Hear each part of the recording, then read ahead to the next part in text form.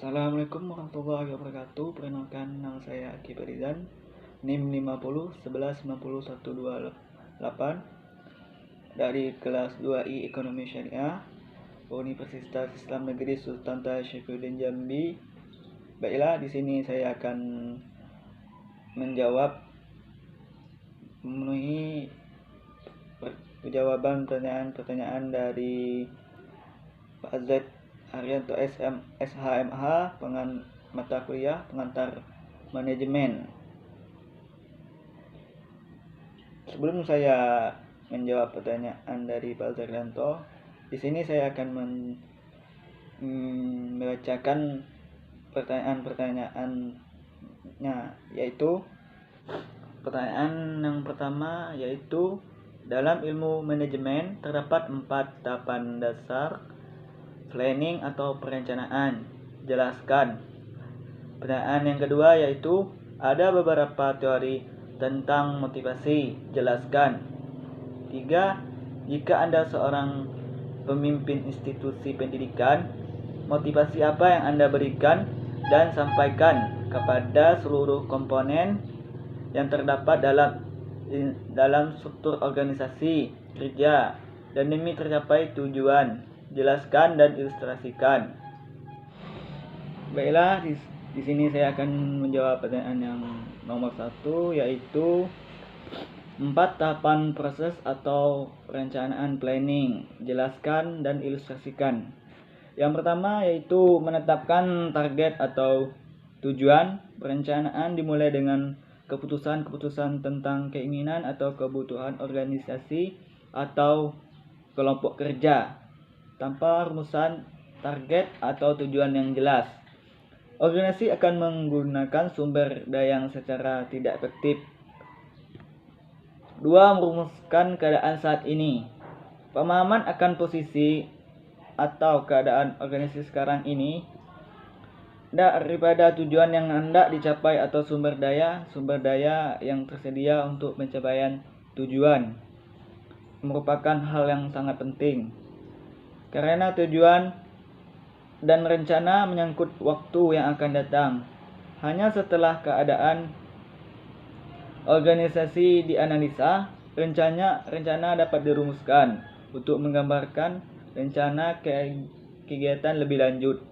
Tahap kedua ini memerlukan informasi utama, keuangan, dan data statistik yang didapat melalui komunikasi dalam organisasi. 3. Mengidentifikasi segala kemudahan dan hambatan, segala kekuatan dan kelemahan, serta kemudahan dan hambatan perlu diidentifikasikan untuk mengukur kemampuan organisasi dalam mencapai tujuan. Oleh karena itu, perlu diketahui faktor-faktor lingkungan intern dan ekstern yang dapat membantu organisasi mencapai tujuannya atau yang mungkin menimbulkan masalah.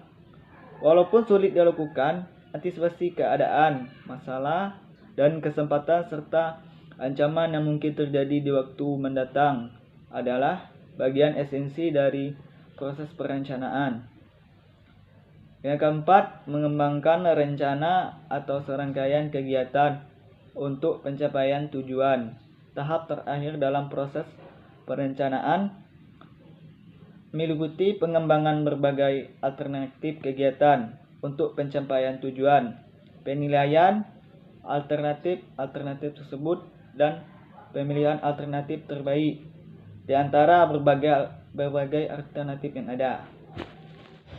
Baiklah, di sini saya akan menjawab pertanyaan nomor 2, yaitu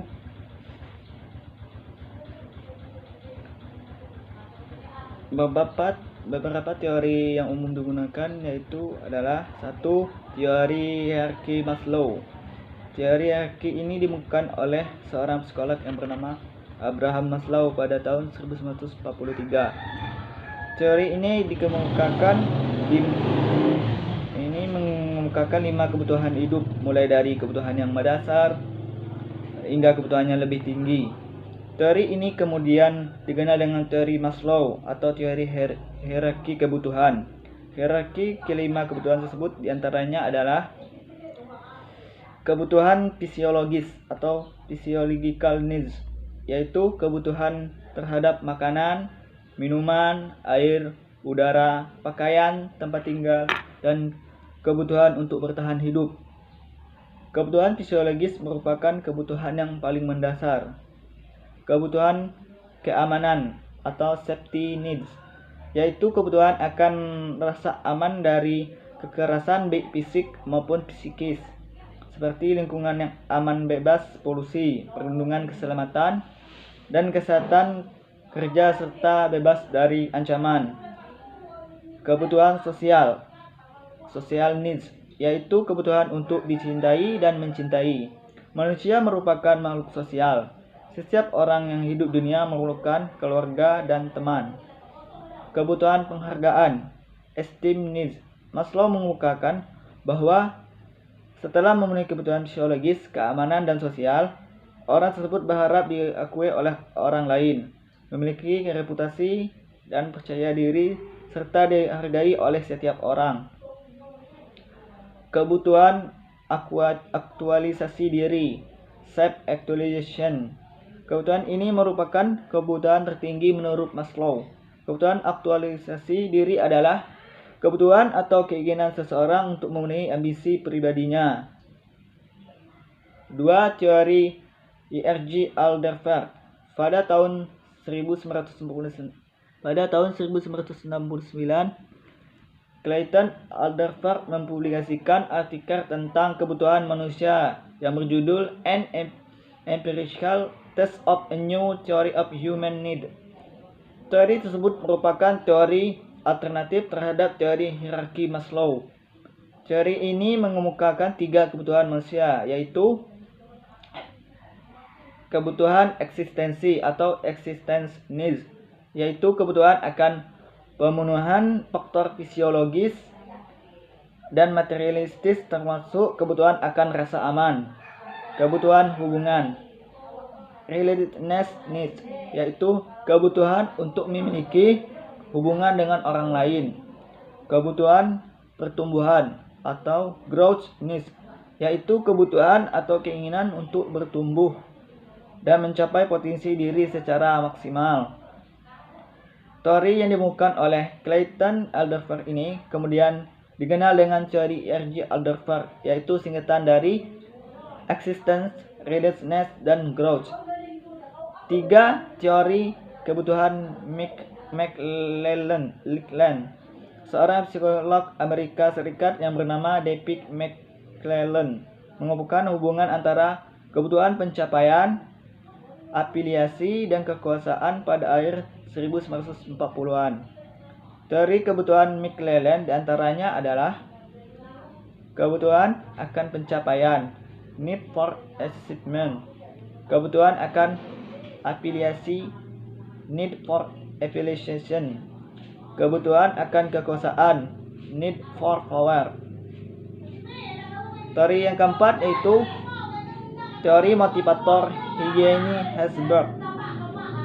Frederick Hesberg adalah seorang psikolog Amerika Serikat yang mengemukakan teori motivator Eugene Hesberg.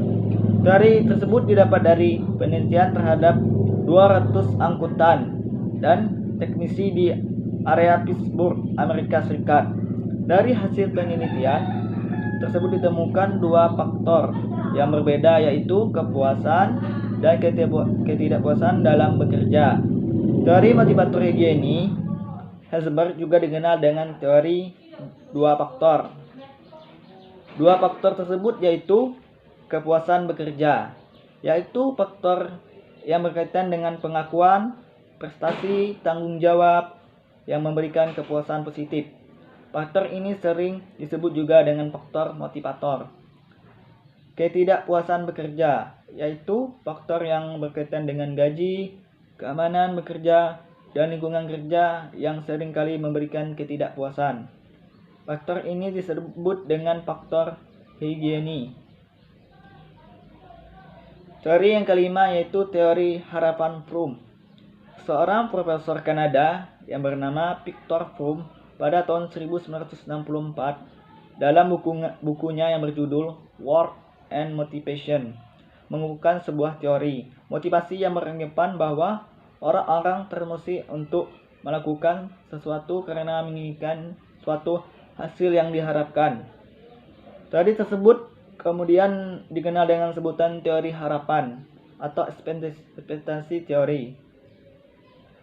Terdapat 3 konsep teori harapan Fromm, yaitu harapan atau ekspektasi, yaitu kepercayaan seseorang bahwa suatu usaha akan menghasilkan kinerja tertentu, atau effort, usaha performance menjadi kinerja. Instrumentally, yaitu kepercayaan seseorang bahwa suatu kinerja akan mendapat hasil tertentu. Performance, kinerja, lalu outcome, mendapatkan hasil. Valency, yaitu mengarah pada nilai positif dan negatif yang dirujuk oleh orang terhadap sebuah hasil. Baik, itulah teori tentang motivasi yang bisa saya jelaskan atau saya terangkan. Baiklah, di sini saya akan menjawab pertanyaan nomor 3, yaitu kalau saya menjadi seorang leader sebuah institusi pendidikan, motivasi yang saya berikan kepada sebuah komponen yang terdapat dalam struktur yaitu membuat sebuah achievement agar mereka memberikan kinerja yang terbaik, lebih semangat, teliti dan hati-hati, karena itu dibutuhkan dalam sebuah institusi pendidikan supaya institusi pendidikan tersebut lebih baik lagi, lebih maju dan menjadi yang terbaik. Sekian dari saya. Kalau ada kesalahan dan kekurangan saya mohon maaf.